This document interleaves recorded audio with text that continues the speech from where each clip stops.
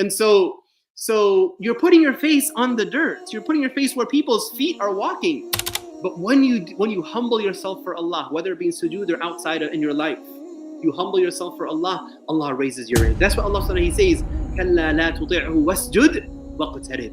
You make sujood to Allah and you draw close to Allah subhanahu wa ta'ala. Wasjud waqtarib. You make sujood and you draw close. That's why Ibn Taymiyyah rahimahullah ta'ala, he says that he says تَقَرَّبَ الرُّوحُ إِلَى اللَّهِ تَعَالَى فِي السُّجُودِ. He says that your soul, it draws close to Allah subhanahu wa ta'ala when you're in sujood. Right? So you're drawing close to Allah subhanahu wa ta'ala. And when you are close to Allah subhanahu wa ta'ala, what comes to your mind if you were given the position of closeness of the most powerful and the most merciful and the most giving and the most generous and the one who gives gifts and gives provision and gives healing and the one who loves and the one who forgives? You would want to ask Allah, right? And that's why the next point I want to impress upon you is that sujood is a place of dua. That's what the Messenger of Allah says, أَقْرَبُ مَا يَكُونُ الْعَبْدُ مِنْ رَبِّهِ وَهُوَ سَاجِدٌ. The closest you will be to Allah subhanahu wa ta'ala is when you are in sujood. أَقْرَبُ مَا يَكُونُ الْعَبْدُ مِنْ رَبِّهِ وَهُوَ سَاجِدٌ. The closest you will be to Allah, to your Lord, is when you are in sujood. So if you are ever feeling cut off from people, or you're feeling you're in need, or you're feeling you have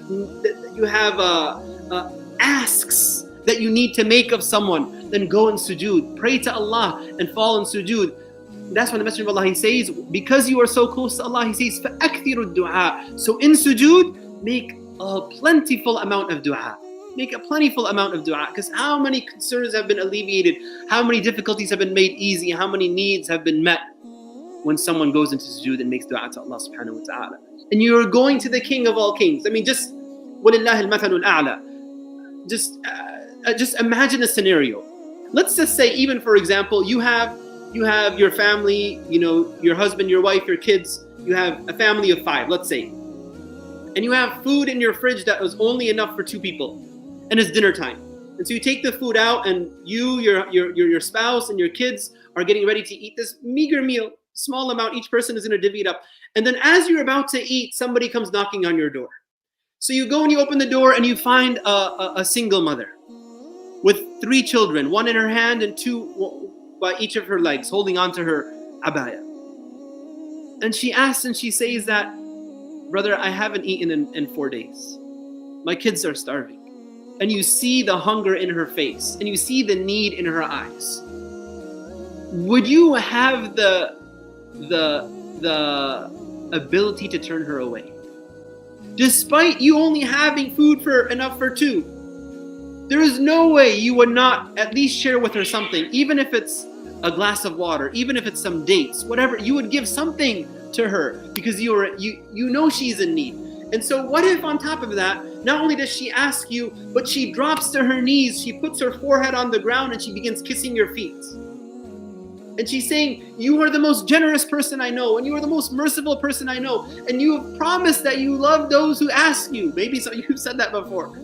Would you then turn her away? And I'm saying that to say that because we have to understand who we are worshiping, brothers and sisters. When you come to Allah subhanahu wa ta'ala, you are coming to the King of all kings.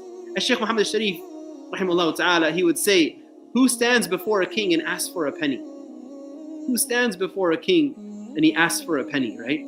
You are humbling yourself in front of Allah. You've left everything that you've been doing or you were doing to worship Him.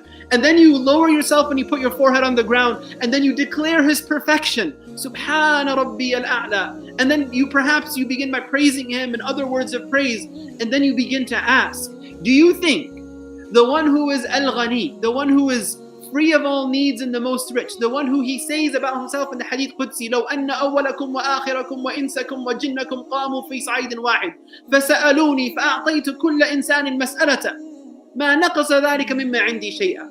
He says that if all of you from the first to the last, from the beginning of time to the end of time, from mankind and jinn, were all to stand on one plane and everybody asked me whatever they wanted, mountains and gold and silver, whatever, valleys full of sheep and camels, or a fleet of Ferrari.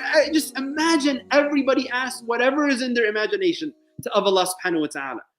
And He subhanahu wa ta'ala says, and I will give every person what they asked if I were to do that, مَا نَقَصَ ذَلِكَ مِمَّا عِنْدِي, that would not decrease what is with me. So you, one person, standing before Allah, humbling yourself to Allah, no matter what you've done. This is the thing you have to understand about Allah. You don't deal with Allah like you deal with other human beings, right? Because if you've wronged another human being 5 times, 10 times, 500 times, 5,000 times, there at some point or another they'll reach a limit, right? But Allah subhanahu wa ta'ala is not like that. He becomes more happy than a man who was lost in the desert. His camel ran away with his belongings and he sat down under a tree waiting for death. And then the man, he opens his eyes after taking a nap or whatever, and he sees the camel that ran away with all his belongings right in front of him. And he gets so happy that he jumps up and he says, Allahumma anta abdi wa ana rabbuk. He is so overwhelmed with happiness as his life was saved. He says, oh Allah, you are my slave and I am your Lord.